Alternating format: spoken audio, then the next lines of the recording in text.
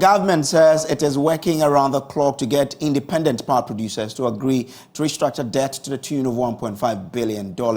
Some producers have already raised concerns about the deal, despite some agreeing to the terms. Undertaking energy sector reforms is a crucial part of the $3 billion support program government secured from the IMF. Measures to be implemented include regular adjustment of tariffs. Minister of State at the Finance Ministry, Dr. Mohammed Amin Adam, says these are crucial measures necessary to ensure stable power.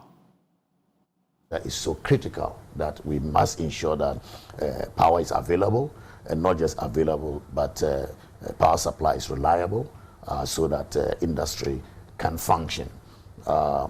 But the finances in the power sector continues to be a challenge for us. We have a shortfall of about $1.4 billion now in the sector, which means that a number of measures have to be taken to reduce the shortfall. And this is why the government brought in the Energy Sector Recovery Program, which has led to the implementation of a number of measures, as a result of which the shortfall, which before was about $4 billion, has reduced to the $1.4 billion that we have.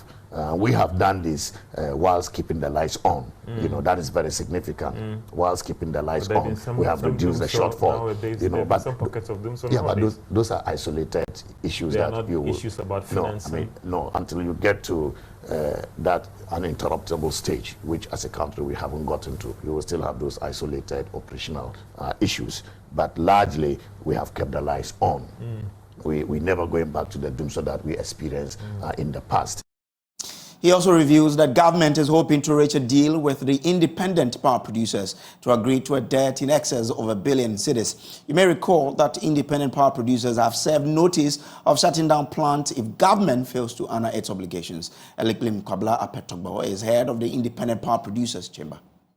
We have some of our members who have already defaulted on their debt servicing. Others are also defaulting by the next month. And if action is not taken, we'll run into some difficulties. You know, our sources of funds are from the equity markets and the private markets, for which we cannot give any excuse for not able to make repayment when due. Otherwise, when we are constrained, we don't have an option than to pull out the plugs. We can now hear from Dr. Amin Adam. We need to still be very serious about organizing the finances very well to ensure that the energy sector is financially viable. That means that cost recovery tariffs is important. We must achieve cost recovery tariffs. It doesn't make sense to generate power at 10 cents and then you sell it at 8 cents. Who finances the 2 cents? You know, and so ECG also has to be looked at. I mean, fortunately, we have an MD who is a very serious MD. He was demonstrated that he's up to the task, who has embarked on operations to collect their debts. And they've collected, I understand, about 3.1 billion Ghana cedis. We want to support them to continue to put fire in their operation so that they can recover. Because at the end of it all, tariffs are adjusted and yet they are not able to collect, what means that we are being counterproductive. And so we want to be able to do this. Now, you know that there is the cash waterfall mechanism, which has also helped in ensuring that you have cash flow. Now, the minister has engaged the IPPs and put an offer to them for the restructuring of their debts in line with the general debt restructuring that we are doing. And a number of them have positively responded to our offer. Some have asked for some modification in their power purchase agreements. And so ECG is engaging them on the restructuring of the power purchase agreements. And we should ensure that at the end of this negotiation, the debt levels are reduced so that we can keep current on our invoices. Joining me in studio now is our data analyst, Isaac Kofi with a breakdown on the kind of debt that, or the entire debt we do owe these IPPs. Kofi, what does the data say? Also, it's on the screen now, almost $2 billion. That's the total amount that you are talking about. And why this is important is because at the IMF World Bank spring meetings, we all monitored and we saw how the IPPs or the restructuring of the IPPs debt actually featured heavily at the negotiation table. This is simply because this debt we are talking about is owed in dollars. So it means if you are doing anything like external debt restructuring or restructuring your debt that you hold in dollars, you cannot do away with this 1.63 billion. A while ago, I think about 2 or 3 months ago, it was 1.4 billion. Now we are learning it's 1.6 billion. It means the more we wait, the more the debt is being accumulated.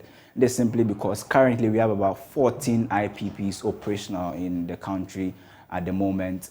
And this 14 IPPs we're talking about, we've studied the data and we've realized that the energy sector, for instance, accumulates a debt burden of about 1 billion every year.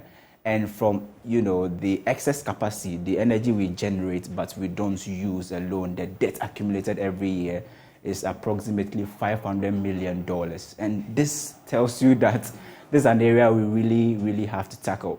In 2022, the finance minister was very categorical that renegotiation with some of these IPPs, I think there were 6 of them, renegotiation with them saved the country over $13 billion. This simply tells you that IPPs are very important because they control about 65% of our thermal generation. So if they tell you they will not participate in the debt restructuring, you should really be concerned, because if they cut power, just like you read in your headline, it's really going to have a negative toll on the country. So 65% of our thermal plant generation, our thermal energy generation. And just like I explained, every year, annual, this is how much we are, projecting that the energy sector accumulated debt burden of about $1 billion. And the debt from just excess capacity payment is around $500 million. That's half of the 1 billion. Half of the 1 billion. So it tells you that is why the IMF wants you to do an assessment, so that we know that even this $1.6 billion we're talking about, is it the correct amount? Is it the real amount? Because they want to have value for money. If you owe somebody 1.6 billion currently in this era of debt restructuring, it's really, really important. All right. Thank you very much, Kofi.